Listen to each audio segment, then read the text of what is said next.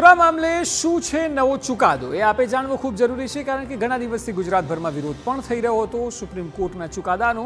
તો સૌથી પહેલો મહત્વનો મુદ્દો એ છે કે જે આક્રમક કૂતરાઓ છે તે શેલ્ટર હોમમાં જ રહેશે, જેને આપણે હડકાયા કૂતરા પણ કહેતા હોઈએ છીએ, જે રોડ રસ્તા પર હોય છે, જે વાહન ચાલકોને પરેશાન કરે છે, એ તમામ શેલ્ટર હોમમાં રહેશે. રસીકરણ અને નસબંધી ફરજિયાત રહેશે.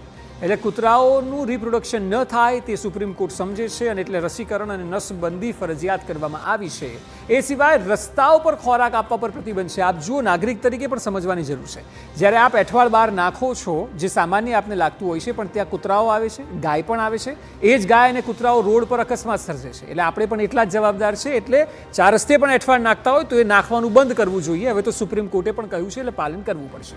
અને ખાસ કરીને ફીડિંગ ઝોન જે છે તે બનાવવાનો આદેશ છે. આ ફીડિંગ ઝોન એટલા માટે કારણ કે એક જગ્યા ઉપર જ જો તમામ પ્રકારે એઠવાડ અથવા તો કચરો નાખવામાં આવે, વધેલો ખોરાક નાખવામાં આવે, તો ત્યાં જઈને કૂતરા ખાઈ શકે અને રોડ રસ્તા પર ન હોય. અને એટલા માટે આ ફીડિંગ ઝોન બનાવવાનો આદેશ આપવામાં આવ્યો છે. એટલે એટલું ચોક્કસ કહી શકાય કે છેલ્લા થોડા દિવસોથી જે ડોગ લવર્સ રસ્તા પર આવ્યા હતા અને તેઓ પોતે વિરોધ કરી રહ્યા હતા, તેમના માટે આ રાહત ચોક્કસ છે.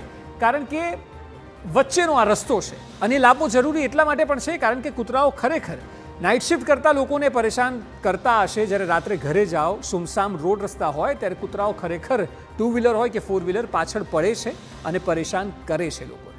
કૂતરાઓને શેલ્ટરમાં કેદ નહીં રાખવામાં આવે, એટલે જે જીવદયાની વાત થતી હતી તેના સંદર્ભે આ ચુકાદામાં મહત્વનો મુદ્દો છે. એટલે ડોગ હેટર્સ જે છે તેમના માટે પણ એક સારા સમાચાર છે. જે લોકો પસંદ નથી કરતા, જે લોકો ક્યાંક ને ક્યાંક રખડતા કૂતરાઓનો ભોગ બને છે, કેમ કે આક્રમક અને બીમાર કૂતરાઓને શેલ્ટર રૂમમાં જ રખાશે. તેઓને રોડ રસ્તા પર નહીં લાવવામાં આવે, કે જેઓ અડકાયા પણ ગણવામાં આવે છે, જેઓ બીમાર છે, જેઓ આક્રમક છે. એટલે એનું નુકસાન તો ડોગ લવર હોય તેને પણ થાય, ખાલી હેટર્સને નહીં, લવર માટે પણ તો આ સારી જ વાત છે. ફરિયાદ માટે એમસીડી હેલ્પલાઇન બનાવશે. એટલે જો કોઈ કૂતરાની ફરિયાદ આવી તો તુરંત હેલ્પલાઇન નંબર પર ફોન કરવામાં આવશે. પહેલાં જેવું નહીં કે લોકોને એવું લાગે કે કોર્પોરેશન તો આવશે જ નહીં, આવશે તો ખાલી કરવા ખાતર કાર્યવાહી કરશે. એવું નહીં થાય. ખરેખર પકડી જવા પડશે અને એની નોંધ લેવાશે. કૂતરાઓ દત્તક લેવા માટે હવે આ જીવદયા પ્રેમીઓ કે જે લોકો રસ્તા પર આવ્યા હતા બેનર્સ સાથે, જેઓ કહી રહ્યા હતા ખોટું છે, એમાંથી કોઈ આગળ આવવું હોય અને દત્તક લેવા હોય તો આપ અરજી કરી શકો છો. એટલે કાલથી જે અરજી શરૂ થઈ જવી જોઈએ તમામ જીવદયા પ્રેમીઓની આ વાત છે. નિયમોનું ઉલ્લંઘન કરનાર સામે કડક કાર્યવાહી થશે. એ છેલ્લું કન્ક્લુઝન છે જે સુપ્રીમ કોર્ટ તરફથી આપવામાં આવ્યું છે. એટલે તમારે મારે દરેક નાગરિકે આ ધ્યાન રાખવું પડશે.